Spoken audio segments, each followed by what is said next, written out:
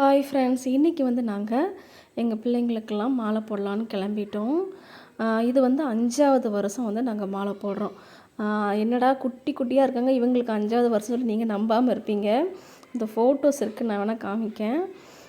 மாலையெல்லாம் வந்து புதுசாக தான் எல்லா வருஷமே புதுசாக வாங்கிடுவோம். பக்கத்துலேயே வந்து கடை இருந்தது. புதுசாகவே மாலையெல்லாம் வாங்கிட்டு நாங்கள் எங்கே மாலை போடுவோன்னா வந்து இங்கே சந்தி மரிச்சம்மன் கோயில்னு சொல்லிட்டு தச்சநல்லூரில் இருக்குது. அந்த கோயிலில் போய் தான் எப்போவுமே மாலையும் போடுவோம். காப்பு அறுக்கிறதுமே அங்கே தான் போய் நாங்கள் காப்பு அறுக்கவும் செய்வோம். ஏன்னா வந்து குலசைக்கு வந்து இந்த நம்ம பிள்ளைங்களை வச்சுக்கிட்டு வந்து போயிட்டு வர்றது ரொம்ப கஷ்டம். அதனால் நாங்கள் வந்து இங்கே பக்கத்தில் இருக்க கோயிலில் தான் வந்து நாங்கள் மாலை போட்டுட்டு அங்கேயே காப்பை கட்டிக்கிடுவோம். 11 நாள் விரதம் இருப்போம். அதை முடிச்சுட்டு திரும்ப நடுவில் ஒரு நாள் உடையில் போயிட்டு வந்துடுவோம் கோயிலுக்கு. திரும்ப தசரா முடிஞ்ச பிறகு திரும்பியும் வந்து நாங்கள் கோயில் போவோம் குலசைக்கு. பிள்ளைங்களுக்கெல்லாம் வந்து ஒரே ஹாப்பி. இதுவே வந்து நேற்றே மாலை போட வேண்டியது, கொடி ஏற்றின உடனே நாங்கள் மாலை போட வேண்டியது. சில தவிர்க்க முடியாத காரணத்தால் போட டிலே ஆகிட்டு அதுக்கே பிள்ளைங்க வந்து மாலை போடணுன்னு ஒரே ஆடம். சூப்பராக மாலை போட்டு அம்மன் தரிசனம் சூப்பராகவே இருந்துச்சு. சந்தி மரிச்சம்மன் சொல்லுவாங்க, இங்கே திருநெல்வேலியில் இருக்குது.